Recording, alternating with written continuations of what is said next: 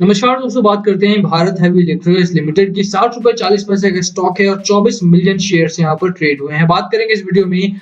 बेहतरीन खबरें यहाँ पर दोबारा से आना शुरू हो गई हैं। बाजार में जो एक अच्छी रैली यहाँ पर आई है आज के दिन में, बाजार ने सस्टेन करना स्टार्ट कर दिया और क्या यहाँ से एक बुल रन की शुरुआत हो सकती है यानी बात करेंगे इस बारे में। साथ में ही भेल में क्या अच्छी खबरें हैं, क्या एक अच्छा जो पैटर्न बना है यहाँ से एक अच्छा ब्रेकआउट देखने को मिल रहा है यहाँ से, और यहाँ पर क्या खरीदारी करके आपको आगे बढ़ना चाहिए यानी बात करेंगे इस बारे में भी। चलिए शुरू करते हैं।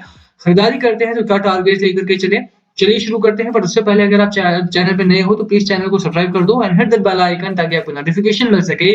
चलिए स्टार्ट करते हैं। फर्स्ट ऑफ ऑल एक बड़ी खबर भी है, एक बड़ा अवार्ड मिला है भेल को, उसके बारे में भी यहाँ पर बात करेंगे। सबसे पहले थोड़ी सी चर्चा बाजार की कर लेते हैं। देखिए बाजार काफी इंपॉर्टेंट मूड में है इस समय पे। अगर आप देखेंगे तो निफ्टी 50 17,400 ऑल टाइम मतलब डे हाई पर यहाँ पर सेटल हुआ है कम से कम। तो अराउंड अगर आप बात करें तो शुरुआत काफी अच्छी हुई। एक्सपायरी डे के दिन उम्मीद यही की जाती है कि इस तरह का कोई पैटर्न बनेगा और वो बना भी है। बाजार में लगातार गिरावट का माहौल था पिछले 2 महीनों से। अगर आप बात करें अक्टूबर और नवंबर में मार्केट काफी करेक्ट हुआ है यहाँ पे। अभी भी हालांकि ऐसा बताया जा रहा है कि करेक्शन जो है वो भी खत्म नहीं हुआ है। तो आप ये मान के ना बैठ जाना कि कहीं मार्केट में अभी करेक्शन खत्म हो चुका है और अगर गिरावट होती है तो थोड़ा पैनिक नहीं करना है, ठीक है। एटलीस्ट आप होल्ड करने की स्ट्रैटेजी के साथ ही खरीदारी करो। अग्रेसिवली बाय नहीं करना है, तो वो चीजें आपको ध्यान में रखनी है। थोड़ा सा निफ्टी 50 का चार्ट अगर आप देखें तो निफ्टी 50 लगातार वही है, अभी एक रेंज में है। लगातार अगर आप देखेंगे गिरावट हुई यहाँ पर, एक सपोर्ट यहाँ पर मिला था बट वो भी ब्रेक डाउन हुआ और नीचे आ चुका था आपका बाजार। अभी जो पहला पड़ाव है आपका, अगर आप बात करें कि कहाँ से आपको लगता है कि कहाँ से शुरुआत हो जाएगी भैया, तो देखो एक जो लेवल है आपका ये वाला, जहां से लास्ट टाइम ब्रेकडाउन देकर के बाजार में ये भारी गिरावट की शुरुआत हुई थी, ये लेवल 17,700 के आसपास का। अगर इसके ऊपर बाजार निकलता है तो वहां से अग्रेसिवली बाय करना आप स्टार्ट कर सकते हैं। अभी के लिए अगर आप देखेंगे तो निफ्टी 50 आपका ऑलमोस्ट 20 डे मूविंग एवरेज के ऊपर ट्रेड कर रहा है। बहुत सेफ जोन नहीं है क्योंकि जिस तरह की गिरावट हुई है अभी भी एफआईआई जो है वो सेलिंग प्रेशर बनाए हुए हैं। जो खबरें हैं अगर आप बात करें ओमिक्रॉन वायरस की, वो सभी अभी लिंगर कर रही हैं। तो मुझे लगता है कि बाजार अभी भी थोड़ा लैग करेगा बीच में आने वाले दिनों में। इसीलिए अगर आप किसी भी स्टॉक में चूज करते हैं टू इन्वेस्ट इन दैट, थोड़ा सा आप उससे पहले सोचें कि क्या मैं लॉन्ग टर्म जा सकता हूँ, क्या स्टॉक स्पेसिफिक स्टॉक अच्छा है या नहीं है, उसके बारे में थोड़ा सोच करके ही निवेश करना है, ठीक है। और अगर आप देखेंगे कि बाजार के सपोर्ट कहाँ पर है, तो मुझे सपोर्ट अभी भी वही दिखाई देता है 17,200 से 17,700, जो लास्ट टाइम निफ्टी 50 का एक सपोर्ट बन रहा था 17,700 16,700 के आसपास का। तो वो आपको ध्यान रखना है। थोड़ा सा गिरावट होती है तो 16,700 से 16,200 के बीच में आकर के आपका बाजार जो है वो रुकेगा कहीं ना कहीं। हालांकि जिस तरह का सपोर्ट यहाँ पर मिला है, मुझे लगता है कि 17,700 के ऊपर अगर बाजार निकलता है तो वहां से अग्रेसिवली बाय करना आप स्टार्ट कर सकते हैं। बाजार ने करेक्शन फेस किया है बट इसका मतलब ये नहीं है कि बाजार को अवॉइड करना है, ठीक है।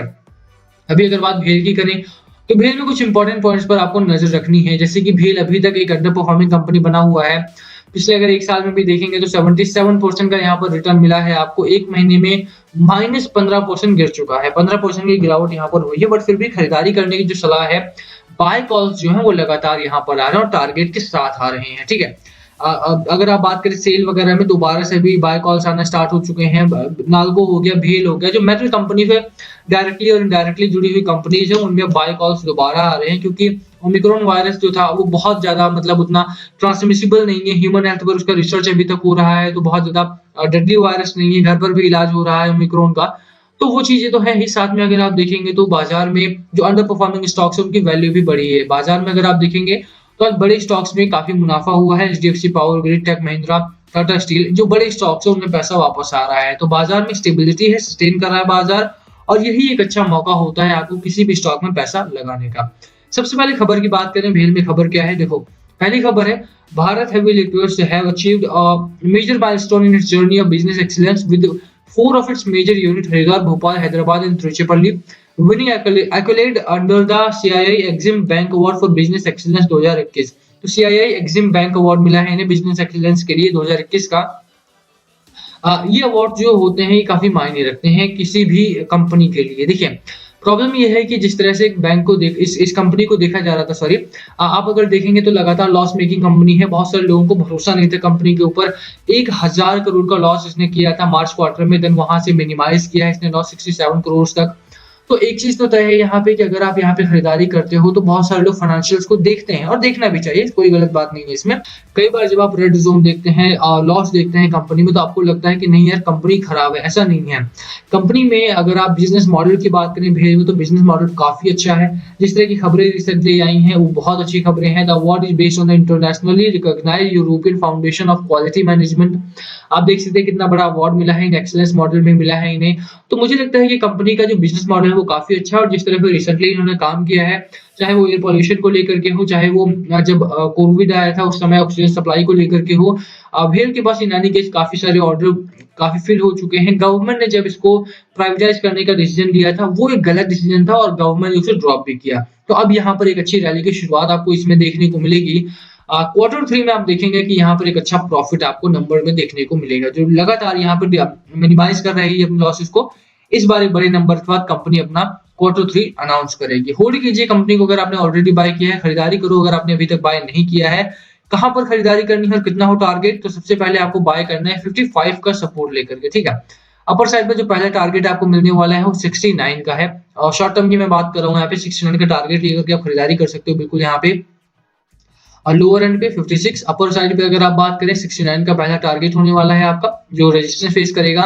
और यहीं पर अगर आप आरएसआई की बात करें तो ओवर सोल्ड जोन में गया था ये, अभी यहाँ से बाहर आ रहा है। और चार्ट पैटर्न की भी बात करें तो लगातार स्ट्रॉन्ग बेरिश मोमेंटम से अब यहाँ पर न्यूट्रल पैटर्न बन चुका है, और स्लाइटली यहाँ पर अगर आप देखेंगे तो बुल रन में भी जाने की शुरुआत हो चुकी है। मार्केट में जिस तरह की रैली आज के दिन में आई है, साफ है कि यहाँ पे स्टॉक स्पेसिफिक रैली होने वाली है।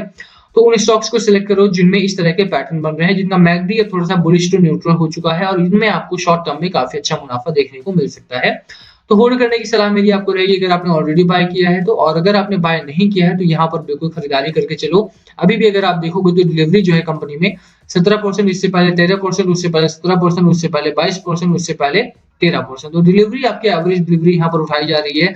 कंपनी में खरीदारी थोड़ी सी कम हो रही है इस समय पे, बट वो मार्केट वाइड है, ऐसा नहीं है कि आपको पूरे के पूरे बाजार में सिर्फ भेल ही है जिसमें कम खरीदारी है। ऑलमोस्ट सभी स्टॉक्स में अगर आप देखेंगे most of the stocks are down, क्योंकि वॉल्यूम नहीं है। एफआईआई लगातार बिकवाली कर रहे हैं आप देखेंगे तो, और डीआई जो खरीदारी कर भी रहे हैं तो लार्ज कैप स्टॉक्स में कर रहे हैं जो कि डिस्काउंट प्राइस पर अवेलेबल है इस समय पे। तो बिल्कुल आप अच्छे स्टॉक्स को बाय करो, अच्छे स्टॉक्स में निवेश करो। अच्छे स्टॉक्स में अगर आप रखते हो लॉन्गर पीरियड के लिए तो आपको अच्छा खासा मुनाफा देखने को मिलेगा।